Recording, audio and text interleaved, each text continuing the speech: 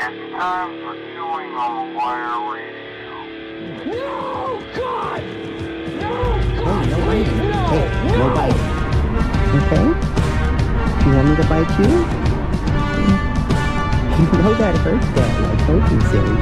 No biting, okay?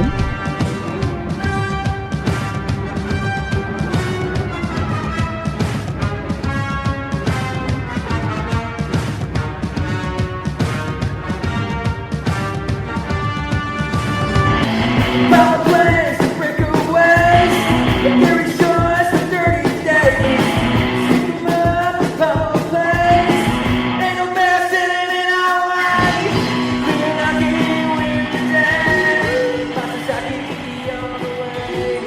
We're not here on the way. And welcome to another episode of Chewing on the Wire Live. Today, we are in Cuyahoga Falls, Ohio, just outside of Akron, basically Akron. I'm going to say Akron. Obviously, we're doing this live show for you right now. And then tonight, we will be at... Oh, hold on, let me get these ear things off. I don't need them anymore. Tonight, we will be at Blossom Music Center for Primus. And if you know anything about us, that's like a big thing for us, because all the way from building our first haunted house to the songs we use in our videos, etc., Primus has been around for a long time with / for us. So that's a big one tonight. And just to get in the little announcements like I do before every single episode really gets into gear, really gets started. So, first off, and I'll do this one quickly, I'm working on getting these done quickly as compared to the other episodes. This is episode 2 of the book tour. And what the book tour is basically for the past 10 years, both Scott and I have been working in the music industry, the haunt / amusement park industry, and the sports industry. And so I wrote a mini memoir about that, and it does involve both Scott and I. And so in order to promote that, we're going and doing one of these live shows on location somewhere, and then usually after the live show, I think in some cases it's before, but then after the live show we're going to an event relating to one of those industries that the book is about, that we worked in, that I just mentioned, and we're going to be at that event with QR codes handing out digital copies of the memoir. So like I said, today's event, post the show, is involving the music industry. We'll be at Blossom Music Center for Primus. So come hang out with us tonight if you want a digital copy of that memoir. You can also check more information about that out, more information about us out, the whole 9 yards at rockcitychronicle.com. And I have to apologize in advance if you are hearing a lot of nature noises today, because like I said, we are, as a matter of fact, outside. Why are we outside? Well, first, just because I thought it'd be fun, just because why not? Because Blossom's outside, you know? So why not we make one and the same? Primus is doing a, live show here outside. We're gonna do a live show here outside. Why not? And to get right into it, this is the second show at Blossom we've been into in just as many weeks. The last show before Primus that Blossom had, period, was Sammy Hagar 7 days ago. And guess what? On kind of a wing and a prayer and kind of a limb, kind of a last second decision, we went to that. And it was an awesome show. That one was all on Scott's behalf. He planned that. He got the tickets, the whole 9 yards. One weird thing gotta talk about there is the power went out at Blossom. So it was like they were in the middle of a song. Sammy Hagar was in the middle of a song. Then all of a sudden, the power just went out. So like if you weren't really close to the stadium or close to the stage in the pavilion, because clearly they're connected to some other kind of power source, because it was like through their amplifiers independently, or like the drum set, independently acoustically, you could like kind of hear sounds, but then it was like the microphones and stuff, those were plugged into, so everyone in the venue could hear it. No, you couldn't. Those were gone. We weren't in the pavilion, so to us it sounded like, like there was a band going on 1,500 yards away or something like that. You kind of heard like echoes of a band. Because, like I said, all their microphones and speakers and stuff started working. Just what was on the stage was kind of independently somewhat working. And with that was an absolutely crazy day, I must say. So, as you know, some of the reason we're not doing these podcasts and these travels 365 days a year, every single moment of the day, is because we have kind of other jobs until this becomes something we could do full time, hopefully. So that day was absolutely insane because I was working in the morning from 7:30 to 2. Then I had like another split shift 3 to supposed to be 6, but I got out at like 5:30, 5:45 ish. Then immediately drove home as fast as I freaking could, and Scott picked me up. We went to see Sammy Hagar. Did a video on it, the whole 9 yards. Power went out there, of course, I already said that. Then we came home, and Scott got in a car accident and actually passed away. But that's okay, because then he woke up the next morning and he was fine. You can watch the video about everything that happened that night on our YouTube channel, at Chewing on the Wire. Our vlogs we said we're going to do. We're going to be doing that. This whole entire book tour. I feel like there was something I was going to end, though, other than Scott passing away. Oh, yeah. So because it was such a crazy day, I had nothing to eat but like a bag of chips, and then I got a liquid death water and a corn dog while we were at the concert. And so I got home midnight, ish, and maybe it was like 1 a.m. I decided to hop on Uber Eats and make the horrible decision. Sorry, I'm a little bit stuffy. I gotta keep turning my head and snuffing. But anyway, made the horrible decision to order Taco Bell. I know it's just one of those things. It would take like 10 minutes to get here, take 5 minutes to make, something like that. And sorry, now I'm adjusting the microphone.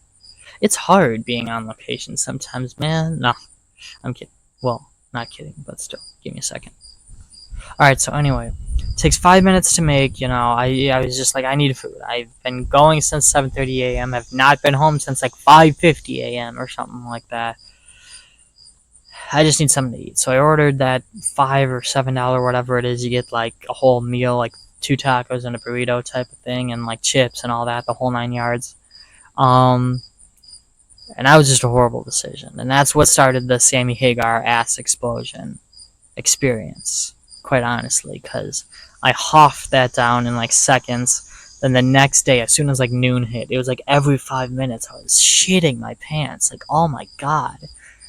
And it was like, luckily, I'm experienced enough in that realm of shitting my pants because, and I want to be kind of cautious with how I put this. I never like finished doing the testing, but it was basically went to the doctors, said I think something's wrong with my stomach, going to the bathroom a lot, and they're like, it's probably some like IBS or like Crohn's. Is exactly what it sounds like. But I never got to the end stage of the testing, so just fuck it, I just go with IBS because that's what they're like. Looks like it's this, but I never went back to finish any of the testing. So because of the whole IBS surround type of stuff going on, I'm quite used to the shitting my pants. So I've come up with ways to hold it, and then if you hold it and you kind of waddle back and forth for so long, walk around the room, don't sit down, don't lay down. Some people say that when you have to go to the bathroom on a road trip, try laying down, don't lay down, it'll come out even easier. Don't sit down, walk around type of situation. Then it goes away for like an hour or 2. So I was able to do that until I got to the car, got home. But oh my god, that was like horrible. That's forever. Like that was the worst I think I've had it in like a couple of years. I think since like, Scott knows what I'm talking about when I say since like Holiday World of 2021. That one was a similar story. I don't even remember eating anything.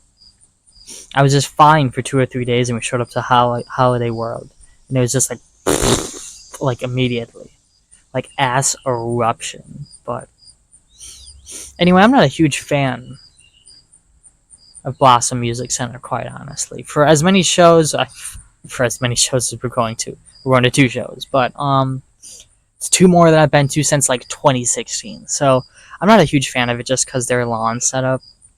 It's a great idea. Usually provides for cheap tickets between like $10 to $35 type of thing. If you want to go see a band there, they don't seem to be having as many problems getting bands to go there as just downtown Cleveland does. But it's one of those situations. It's a horrible setup. They started making the roof kind of go to a slant, but then the lawn goes in the opposite slant. So it's like if you're not the first one on the lawn and you have to be up towards the top, you can like barely see the stage. You can only see like the front stage, so you can barely see the band because the freaking roof's blocking it. It's just a horrible setup. Horrible setup. They did not think that one through. And this will only be the second time ever tonight. Maybe my opinion will change. This is only the second time ever, and the first time I did it was just for a song or two. This is the second time ever that I'm sitting in the pavilion. The first time was for Train, and the only reason we got into the pavilion for the last like 2, maybe 3 songs was because one of my friends / neighbors / family friends of my parents and all that know the keyboardist of Train. So they just got us in for a little bit. Maybe we could have gone in earlier. I don't know. We didn't realize we didn't get word until a little bit later then. But so tonight for Primus, the whole time we are sitting in the pavilion. And maybe that's just the move. Maybe that's the move. Anytime someone's there and I'm financially inclined, financially able to, I just gotta get pavilion seats because the lawn seats suck ass. It's even like then if you're at the bottom of the lawn, because we tried doing that for some of the Sammy Hagar show. If you're not at the right like angle, like bottom of the lawn, but a couple steps up, like if you look up Blossom, you'll see what I mean. If you're right where the cement meets the grass, then you can't see anything because everyone in the back row of the pavilion is standing up. So you just see the lights on the ceiling and then they're back. It's just a horrible setup. I just don't like that venue. But regardless, they got us hooked for 2 shows. Funny how it is when money talks, right? No. But what else do we have? I have my note card in my hand and I'm looking around like I'm a dingus. Like I don't know what to talk about. But oh my gosh, I forgot with the announcements. Forgot before we get into the next thing here. So we have a Toronto trip coming up. That'll be heavily on YouTube and not really the podcast because it was an unplanned trip. But a Toronto trip where starting on Wednesday, day after tomorrow, Wednesday to Saturday we'll be in Toronto, and on Thursday the 8th we will be doing a live episode of Chewing on the Wire Radio, or Chewing on the Wire live on the COTW radio station, whatever you want to call it. We'll be doing that live from Toronto the 8th, and go into a Blue Jays game Wednesday night, also against the Baltimore Orioles. And also today, if you haven't watched it today at 10 a.m., our Guardians versus Orioles last game at home before our big road trip video featuring Zach Campbell went live today at 10 a.m. If you haven't watched that yet. Then, not next week, but the week after, we're starting Green Day Week, which is actually going to be a little bit longer than a week, but I couldn't think of another name for it other than Green Day Week or Green Day Weeks. But regardless, we're going to call it Green Day Week, alright?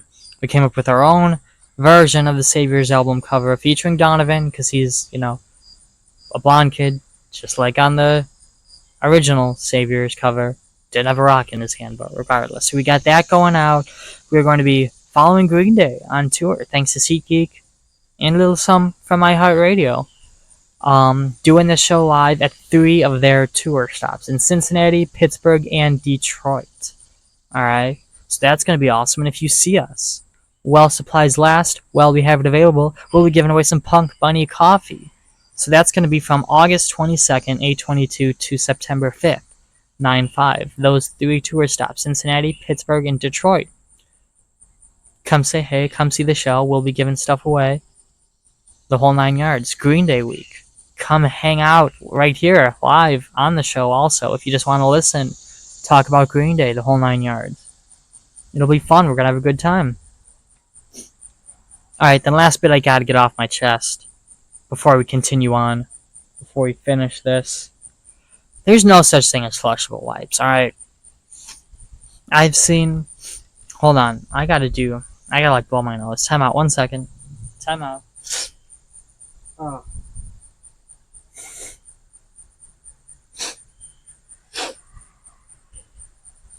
If you can still hear me, or hear this, my apologies. Alright, I think I'm good for now. But anyway, for some reason, we got... Well, hold on, restart. So, for some reason, I've been seeing an influx of flushable wipes commercials, alright? Now, recently, we got rid of our cable box. But we've been using still, the cable company we use has like a... You don't need to use a cable box, just use a streaming app and you get the same channel, it's the same experience, the whole 9 yards. So we started doing that, alright? And on that streaming stuff, on all these commercials, are just 1.5 million like dude wipes commercials. And I don't want to single a single company out, because a bunch of companies do this, but there's no such thing as flushable wipes. What makes something flushable, like toilet paper, for example, it starts to decompose and just disintegrate in water. If you put toilet paper in your hand and then like put water on it, it'll just start breaking apart, become like little fuzzies, get stuck to your hand, and then just like fall out of your hand because it just decomposed. The two ends will fall out of your hand because it decomposed. If a wipe is already wet, it is not going to do that. And there's all these, so many, it's eco-friendly, it's this, that, the other thing. It might be eco-friendly. It might break down if, threw it outside in the grass or whatever. But it is not going to be breaking down in water inside a dark drainage pipe. Maybe after a couple years or whatever, but quite literally, because I started looking it up, because I thought I heard that there wasn't actually a such thing as that, and I was correct. I started looking it up, and according to any plumber service you can imagine, I found 27 different articles saying they don't break down in water. There's no such thing as a flushable wipe. It might be thinner, it might be smaller, so it doesn't clog like the pipes, then it's just going to either get stuck in the back half of your pipes, or if you ball it up enough, maybe right under your toilet, or in whatever that's called underground, you're like the poop water holder. So I don't have too much more to say about that. I just want you guys to know there's no such thing as flushable wipes. And it's the same like all those different, not the ones obviously with bleach and crap in them, but just like the wet wipes from like Lysol or even whatever baby brand. I'm trying to like the one with their like yellow heart star looking thing. They are all like eco-friendly. If you drop one, I guess you could leave it there because it'll just break down in the sun or whatever like that. But then they still say on them, do not flush, because they will not break down in water. And if it's a wet wipe, it will not break down in water. Like, I don't understand what's so hard to grasp about that, but I don't know. Well, and apparently a bunch of plumbers are reporting them to whatever company, whatever organization that would be that permits and disables, false advertising, because that's just false advertising. I don't even know, man. I hate to end the show on a bad note, because I just kind of complained, gave you notice of false advertising, but regardless, I think that's all we have for today. Come hang out with us, come see us at Primus, come enjoy Primus and Coheed and Cambria if you like them. We'll be at Blossom, we'll be hanging out, meeting you guys. Let's do our thing. Let's listen to some awesome, funky, amazing, badass Primus music. Hopefully see you tonight. Show starts at 7 p.m. I don't know what time parking opens. We'll be there probably closer to just after 6. Come hang out. Come say hey. It's Donovan's first concert. And it's Primus. How badass is that? One of my first. Not my first, but one of my first was Rush. It's very similar in that aspect. But yeah, come hang out. Come enjoy Primus. Amazing band. might not be around, in town, all that much more. Anyway, that's it. I'm done.